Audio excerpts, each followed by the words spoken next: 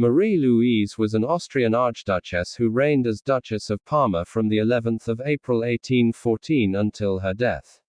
She was Napoleon's second wife and as such Empress of the French and Queen of Italy from their marriage on the 1st of April 1810 until his abdication on the 6th of April 1814. Archduchess Marie Louise of Austria was born at the Hofburg Palace in Vienna on the 12th of December 1791 to Archduke Francis of Austria and his second wife, Maria Teresa of Naples and Sicily. She was named after her grandmother, Marie Louise, Holy Roman Empress. Her father became Holy Roman Emperor a year later as Francis II. Marie Louise was a great-granddaughter of Empress Maria Theresa through both her parents, as they were double first cousins. She was also a maternal granddaughter of Queen Maria Carolina of Naples, Marie Antoinette's favorite sister. Marie Louise's formative years were during a period of conflict between France and her family. She was brought up to detest France and French ideas. Her upbringing was supervised by her French imperial governess Victoire de Folliot de Crenneville.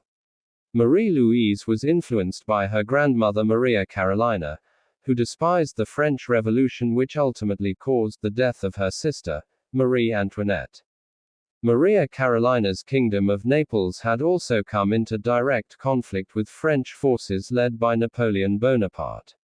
The War of the Third Coalition brought Austria to the brink of ruin, which increased Marie Louise's resentment towards Napoleon. The imperial family was forced to flee Vienna in 1805. Marie Louise took refuge in Hungary and later Galicia before returning to Vienna in 1806. Her father relinquished the title of Holy Roman Emperor but remained Emperor of Austria. To make her more marriageable, her parents had her tutored in many languages. In addition to her native German, she became fluent in English, French, Italian, Latin, and Spanish. In 1807, when Marie Louise was 15, her mother died after suffering a miscarriage. Less than a year later, Emperor Francis married his first cousin Maria Ludovica Beatrix of Austria-Este, who was 4 years older than Marie Louise. Nonetheless, Maria Ludovica Beatrix took on a maternal role towards her stepdaughter. She was also bitter towards the French, who had deprived her father of the Duchy of Modena. He surrendered on the 12th of May. The journey was hampered by bad weather, and they arrived in Buda, wet through, and nearly worn out with fatigue. After escaping an assassination attempt in Vienna, while negotiating the Treaty of Schönbrunn on the 12th of October 1809, Emperor Napoleon decided that he needed an heir to cement his relatively young empire. He also sought the validation and legitimization of his empire by marrying a member of one of the leading royal families of Europe. He began proceedings to divorce Josephine de Beauharnais, who did not bear him a son, and began searching for a new empress. Napoleon rescinded his proposal in late January 1810 and began negotiations to marry Marie Louise with the Austrian ambassador, the Prince of Schwarzenberg. Schwarzenberg signed the marriage contract on the 7th of February. Marie Louise was informed of the marriage by Metternich. When asked for consent, she replied, "I wish only what my duty commands me to wish." Marie Louise was married by proxy to Napoleon on the 11th of March 1810 at the Augustinian Church, Vienna. Napoleon was represented by Archduke Charles, the bride's uncle. According to the French ambassador, the marriage was celebrated with a magnificence that it would be hard to surpass, by the side of which even the brilliant festivities that have preceded it are not to be mentioned. She became Empress of the French and Queen of Italy. Marie Louise departed Vienna on the 13th of March, probably expecting never to return.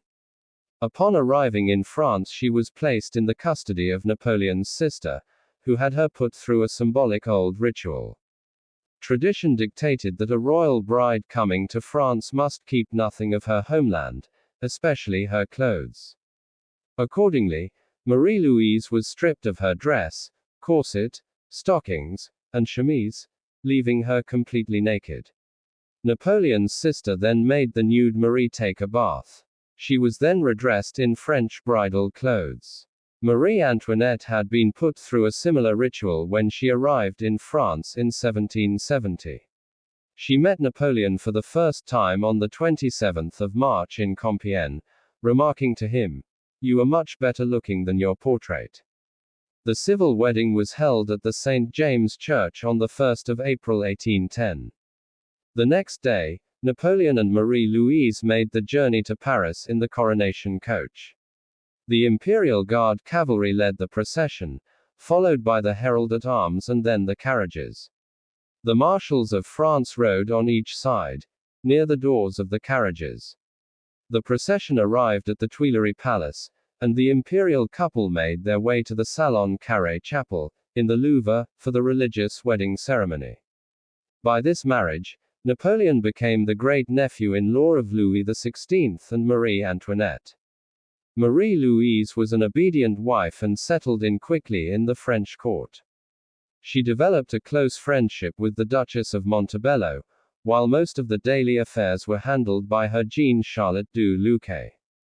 Napoleon initially remarked that he had married a womb to an aide, but their relationship soon grew. He spared no pains to please her and claimed at one point to prefer Marie Louise to his first wife Josephine. While he had loved Josephine, and though he claimed Josephine remained his greatest friend even after their amicable divorce, he had not respected her, whereas with Marie Louise, there was never a lie, never a debt, presumably a reference to Josephine's rumored extramarital affairs and reputation as a spendthrift. However, the marriage was not without tension. Napoleon sometimes remarked to aides that Marie Louise was too shy and timid, compared to the outgoing and passionate Josephine, with whom he remained in close contact, upsetting Marie Louise. The excitement surrounding the wedding ushered in a period of peace and friendship between France and Austria, who had been largely at war for the last 2 decades. The people of Vienna, who hated Napoleon only months before, were suddenly in full praise of the French emperor. Flattering letters were sent between Napoleon and Emperor Francis, Empress Maria Ludovica Beatrix and Archduke Charles during the wedding festivities. During public occasions, Marie Louise spoke little due to reserve and timidity, which some observers mistook for haughtiness. She was regarded as a virtuous woman and never interfered in politics. Privately, she was polite and gentle. Napoleon arranged for Marie Louise to participate in some carefully selected charity assignments, most notably the Société de Charité Maternelle, for which he made her honorary president. Marie Louise became pregnant by July 1810 and gave birth to a son on the 20th of March 1811. The boy, Napoleon François Joseph Charles Bonaparte, was given the title King of Rome, in accordance with the practice where the heir apparent to the Holy Roman Empire was called the King of the Romans. Napoleon was delighted that his wife survived the ordeal and said, "I had rather never have any more children than see her suffer so much again." Marie Louise was devoted to her son. She had him brought to her every morning and visited him in his apartment in the course of the day. In May 1812, a month before the French invasion of Russia, Marie Louise accompanied Napoleon to Dresden, where she met her father and stepmother. Emperor Francis told Napoleon he could count on Austria for the triumph of the common cause, a reference to the impending war. A minor rivalry began to develop between Marie Louise and the Empress of Austria, who was jealous at being upstaged in appearance by her stepdaughter. It was also in Dresden where she met Count Adam Albert von Neipperg for the first time. Napoleon left Dresden on the 29th of May to take charge of his army. Marie Louise then traveled to Prague, where she spent a few weeks with the Austrian imperial family, before returning to St. Cloud on the 18th of July. She kept in touch with Napoleon throughout the war. The invasion of Russia ended disastrously for France. More than half of the Grande Armée was destroyed by the Russian winter and guerrilla attacks. After the failed Mallet coup of October 1812, Napoleon hastened his return to France and reunited with his wife on the night of the 18th of December. The weakened French position triggered the Sixth Coalition. Prussia allied with Russia and declared war on France. The United Kingdom was already at war with France, but Austria stayed out due to relations between the imperial families. On the 30th of March, Marie Louise was appointed regent as Napoleon set off for battle in Germany. The regency was only de jure, as all decisions were still taken by Napoleon and implemented by his most senior officials, including Lebrun, Joseph Bonaparte, Talleyrand and Savary. Marie Louise tried unsuccessfully to get her father to ally with France. Austria too joined the opposition to France.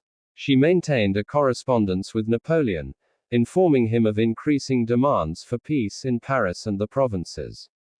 Napoleon was decisively defeated in Leipzig on the 19th of October and returned to St. Cloud on the 9th of November.